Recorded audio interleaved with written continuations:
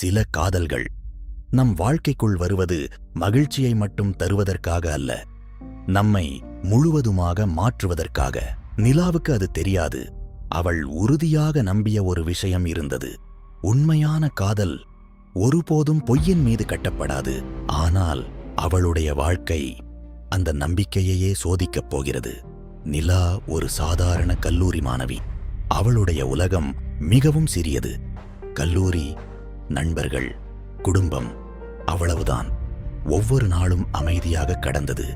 ஆனால் ஒரு நாள் அவளுடைய வாழ்க்கைக்குள் 2 பேர் வந்தார்கள்.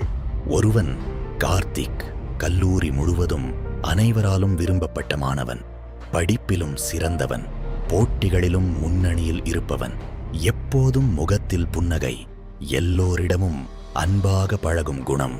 ஆனால் அவன் மனதில் ஒரு ரகசியம் இருந்தது. அவன் நிலாவை காதலித்தான் நெடுநாட்களாக. ஆனால் அதை அவளிடம் சொல்லத் துணியவில்லை. மற்றொருவன் விக்ரம், புதிய மாணவன், அமைதியை விரும்புபவன், தனக்குள் வாழ்பவன், யாரிடமும் அதிகமாக பழக மாட்டான். ஆனால் அவன் கண்களில் ஏதோ ஒரு மர்மம் இருந்தது. ஒரு வலி, ஒரு இருள், ஒரு சொல்லப்படாத கதை. முதல் நாளே நிலாவை பார்த்த நொடியில் விக்ரம் அப்படியே உறைந்து போனான்.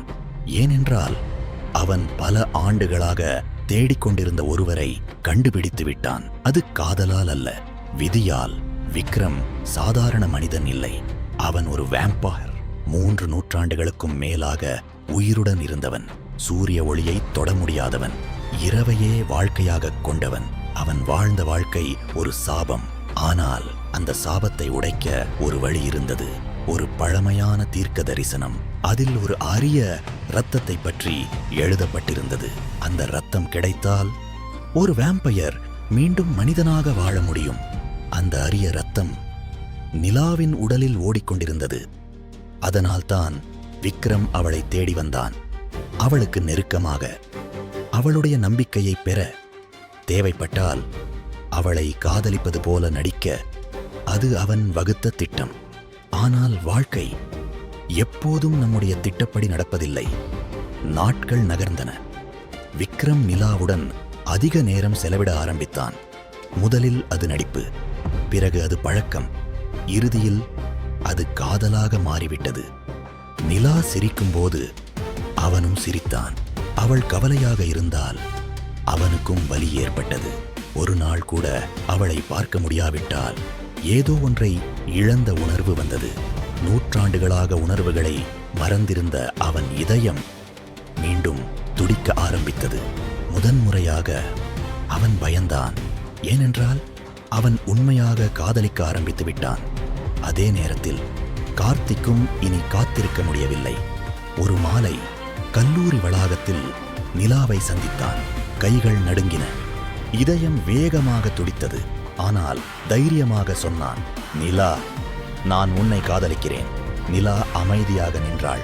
கார்த்திக் நல்லவன், அவளை உண்மையாக நேசிப்பவன். ஆனால் அவளுடைய இதயம் ஏற்கனவே வேறொருவரிடம் சென்றுவிட்டது, விக்ரமிடம். சில நாட்கள் கழித்து நிலா விக்ரமிடம் கேட்டாள், நீ என்னை காதலிக்கிறாயா? அந்த கேள்வி விக்ரமின் மனதை உலுக்கியது. உண்மையைச் சொன்னால் அவளை இழக்க நேரிடும். பொய் சொன்னால் தன்னையே வெறுக்க நேரிடும். சில நொடிகள் அமைதி. பிறகு அவன் மெதுவாக சொன்னான், ஆம். அந்த ஒரு வார்த்தை நிலாவின் இதயத்தை வென்றுவிட்டது. ஆனால் அந்த மகிழ்ச்சி நீண்ட நாட்கள் நீடிக்கவில்லை. ஒரு இரவு கார்த்திக் பழைய நூலகத்தில் ஒரு மர்மமான புத்தகத்தை கண்டுபிடித்தான். அதிலிருந்த ஓவியத்தை பார்த்ததும் அவன் அதிர்ச்சியடைந்தான். அந்த ஓவியம் விக்ரமின் முகத்தைப் போலவே இருந்தது. ஆனால் அந்த ஓவியம் வரையப்பட்டு பல நூற்றாண்டுகள் கடந்திருந்தன. அதிர்ச்சியடைந்த கார்த்திக் தொடர்ந்து தேடினான். இறுதியில் அவனுக்கு உண்மை தெரிந்தது. விக்ரம் ஒரு வேம்பயர். அது மட்டுமல்ல, அவன் முதலில் நிலாவை காதலிக்கவே இல்லை.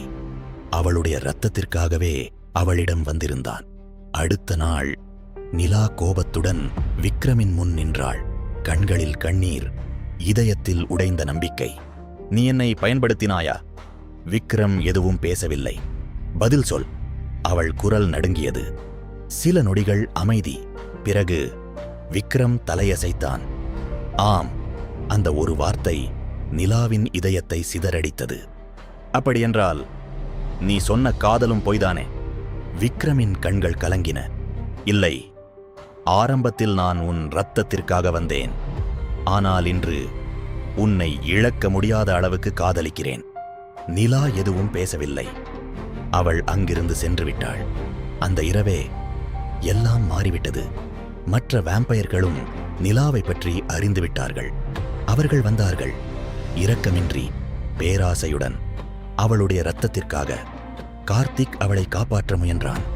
தன்னால் முடிந்தவரை போராடினான். ஆனால் முடியவில்லை. நிலா கடத்தப்பட்டாள். அந்த செய்தி விக்ரமிடம் சென்றது. அந்த நொடியில் நூற்றாண்டுகளாக உள்ளுக்குள் புதைந்து கிடந்த கோபம் வெடித்தது. அவனுடைய கண்கள் சிவந்தன. அவன் மனிதனைப் போல தெரியவில்லை, ஒரு புயலைப் போல இருந்தான். அன்றிரவு ஒரு போர் நடந்தது. காதலுக்காக, உயிருக்காக, ஒரு பெண்ணின் எதிர்காலத்திற்காக. இருள் முழுவதும் மோதல்கள் ஒலித்தன. விக்ரம் தனியாக போராடினான். ஒவ்வொரு எதிரியையும் வீழ்த்தினான். இறுதியில் நிலாவை காப்பாற்றினான். ஆனால் அவன் கடுமையாக காயமடைந்திருந்தான். அதே நேரத்தில் கிழக்கில் சூரியன் உதிக்கத் தொடங்கியது. விக்ரம் சிரித்தான்.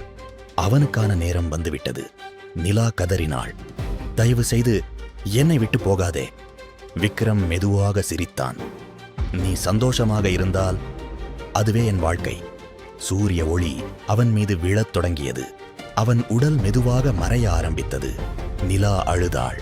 அப்போது அவள் ஓடி வந்து அவனை இறுக கட்டிப்பிடித்தாள். நான் உன்னை மன்னித்து விட்டேன். விக்ரம் அதிர்ச்சியடைந்தான். ஏன்? நிலா கண்ணீருடன் சொன்னாள். ஏனென்றால் நீ பொய்யாக வந்தாய், ஆனால் உண்மையாக காதலித்தாய்.